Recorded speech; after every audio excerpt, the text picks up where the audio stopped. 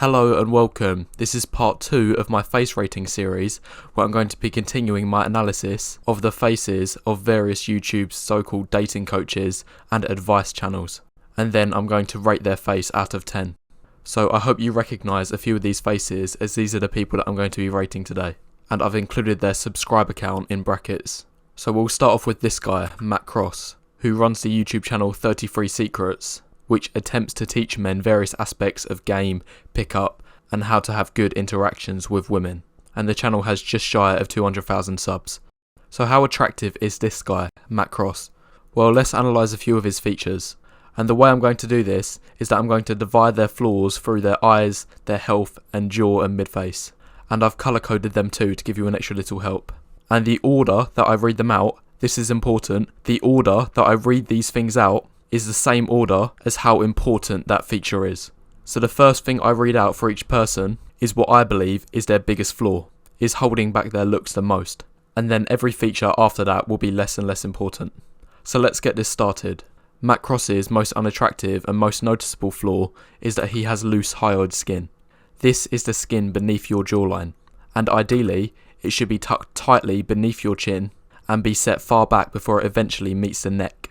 Meanwhile, if we have a look at Matt Cross's, his kind of just converges into his neck.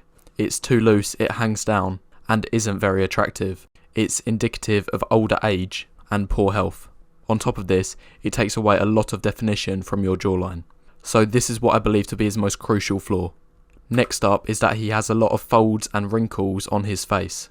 This is particularly noticeable around his mouth area. He has permanent nasolabial folds, which again is indicative of older age. He has a double crease between his eyebrows from excessive frowning. And lastly, he also has permanent mouth folds just on the sides of his lips. His third biggest flaw is that overall he has a lack of facial definition.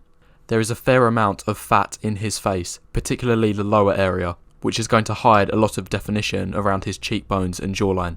And it's not going to be as attractive as this man's, whose bone structure is clearly visible. His fourth biggest flaw is a lack of chin projection. So ideally, the chin should go in a little bit, just beneath the mouth, and then divvy back outwards to form a well-defined and forwardly grown chin, which should then realign with the mouth. Meanwhile, when we look at Matt Cross's, his kind of just recesses into his jaw. So there is a noticeable gap between his mouth and where his chin should be, and this isn't going to be attractive. Next up, he has flat and rounded cheeks. So if we take a look at this man, his cheekbones dovetail, I like that word, dovetail, straight and sharply into his lower third. Meanwhile, when we take a look at Matt Cross's, his kind of just bulge outwards into his lower third. And this gives a droopy, saggy appearance, and can also be indicative of high body fat percentage. Next, his eyes' height to width ratio. So the eyes should preferably be 3 times wider than they are tall. This gives a hunter appearance.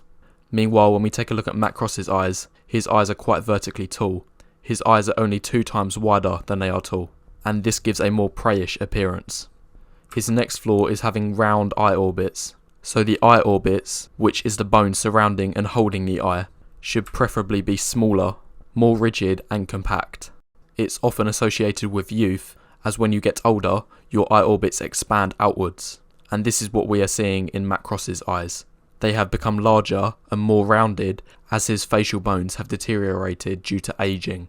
His next biggest flaw is his hairline. Now I want to make myself clear, I don't think he is balding. I just think it has a very unfortunate shape. So it's just too rounded and arch shaped, when preferably it should be more square, forming rigid angles around the temple area. But I don't think he is balding, hence why I've put it further down on the list of priorities. He has curved lower eyelids, when ideally they should be horizontally straight. And this causes one more flaw, he also has a little bit of scleral show beneath the eye. His eyebrow fibres are too sparse, so they aren't very thick and don't provide good protection above the eye area. And lastly, his lips don't appear to be in good health either. They look too dry and wrinkly, almost like lizard skin. So after all of these flaws added up, which were ordered from the most to least important, I am giving him a final rating of 3 out of 10. Now I do want to make myself clear on one thing. A lot of these things have been primarily caused by the aging process alone. Like, I found a picture of when he was younger. In this photo, I would have rated him a 5. I think he was a solid 5 out of 10 when he was younger. However, now that he is much older, and he has lost a lot of his youthful, attractive features, then I have no choice but to give him a 3 out of 10. Moving on to person number 2, Benjamin Sader, who is best known for creating the YouTube channel Base Zeus, which I believe, correct me if I'm wrong, is the biggest dating advice channel on YouTube, having 1.4 million subs. Now you should be able to tell purely based on initial reaction that he is a lot more attractive, so I'm going to start with a few of his best features. I believe his most attractive feature is his jawline, which I'd give a 7.5 out of 10. It is well defined, his hyoid skin is clearly tucked beneath his face, it has good angularity, and has a good amount of forward growth. So I'd give his jawline a 7.5 out of 10, as there are a couple of minor flaws, which you'll find out in a second. He has a compact mid-face, so he has the ideal mid-face ratio of 1:1. His eyes are okay, I'd give them a 6 out of 10. They do have a couple of flaws that are preventing them from being Hunter.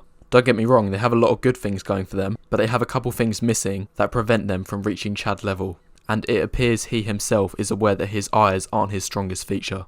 Like, if you take a look at his Instagram, in a significant number of photos, he will be wearing sunglasses to cover up his average eye area.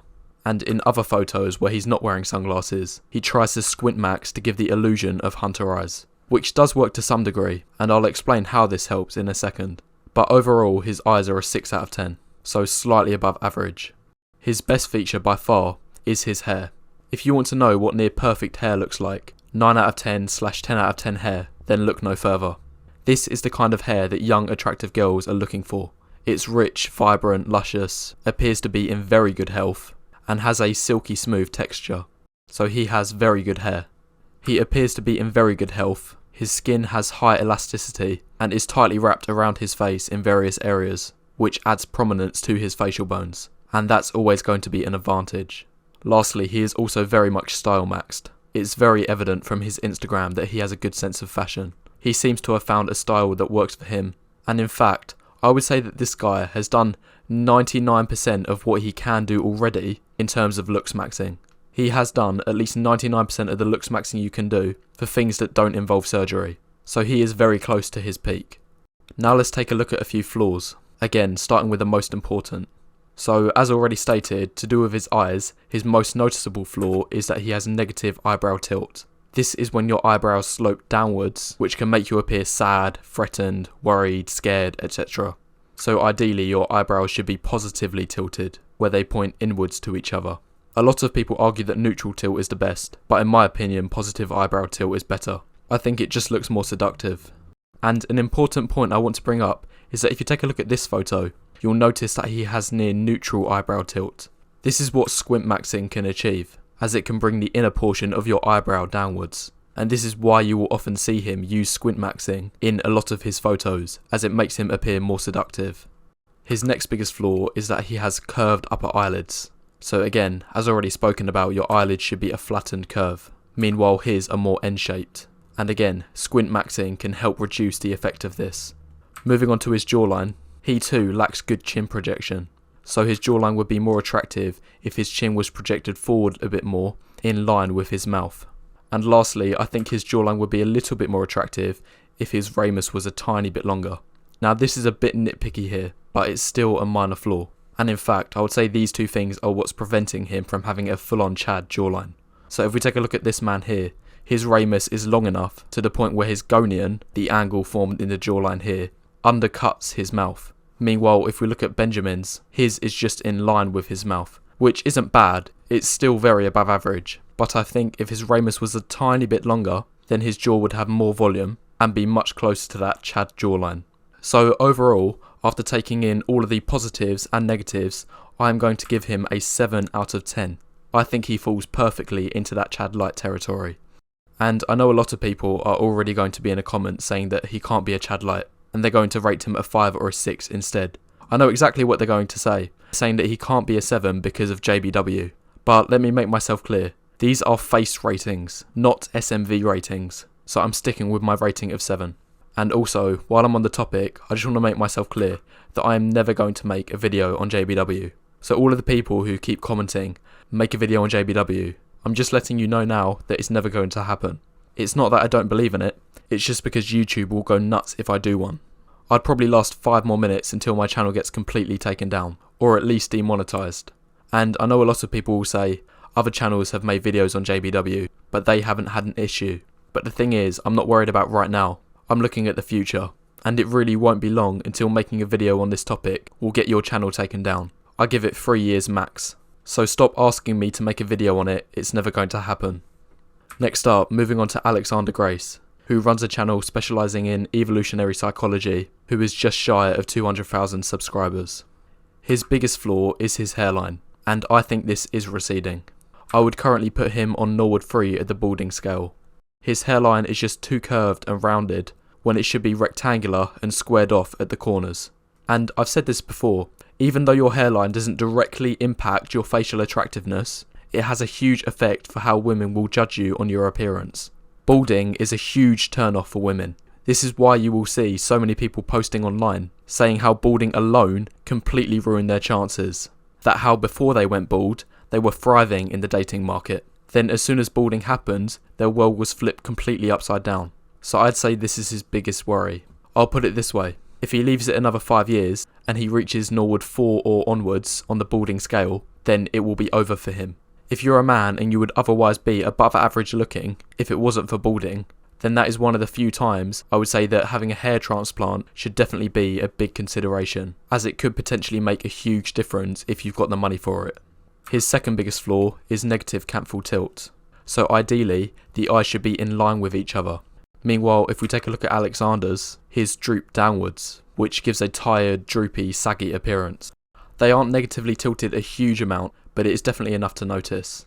Next up, he has quite low set cheekbones. So your cheekbones should preferably be pushed upwards close to your eye area, providing good overall support. Meanwhile, if we take a look at Alexander's, they are just too low set. And in fact, this is what I would say is in conjunction with his negative canthal tilt. Because if his cheekbones were higher set, then I believe it would push his lateral canthus, the outer portion of his eye, upwards a bit more. So there would at least be a neutral tilt.